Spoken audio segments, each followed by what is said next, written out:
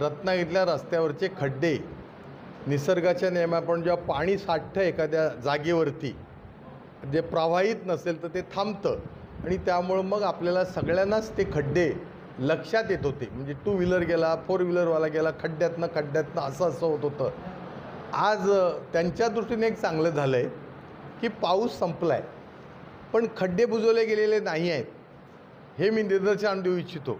कारण आता पावसाचं पाणी नसल्यामुळे आपल्याला खड्ड्यात साठलेलं पाणी दिसत नाही आणि आपली थोडंसं प्रत्येकाचं असं असतं की हो झालेलं दिसत आहेत. त्यामुळे माझी आणखीन एक विनंती की आजपासून 5 दिवसाचा सण आहे. पालकमंत्री उदय सामंत आणि त्यांच्या सगळ्या सहकाऱ्यांना, कारण मी याच्यात प्रशासनाला दोष देणार नाही. शेवट प्रशासन हे राज्यकर्त्यांच्या नियोजनानं आणि आदेशानं चालतं. त्यांना जर उपलब्ध निधी काही दिला नाही, असलेले टेंडर ठेकेदार हे काही केले नाही, तर ते तरी बिचारे काय करणार. आणि म्हणून संपूर्ण जसे यशाचे धनी या रत्नागिरी तालुक्याचे उदय सामंत आहेत, तसे अपयशाचे धनी पण त्यांनीच घेतलं पाहिजे, कारण ते आपले पालकमंत्री आहेत. मी दिव्यांगांच्या एका कार्यक्रमाला सुद्धा असं म्हटलं होतं की ते खरोखर पालकमंत्री आहेत का.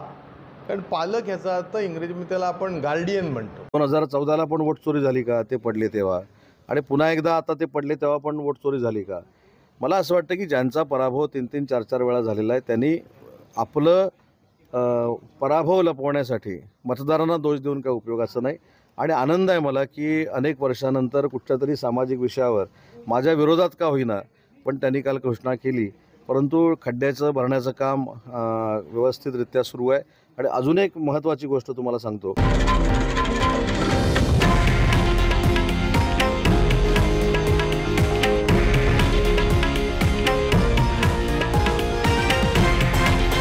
हे आहे देशातील नंबर 1 न्यूज नेटवर्क आणि आपण पाहत आहात TV9 मराठी, एकमेव.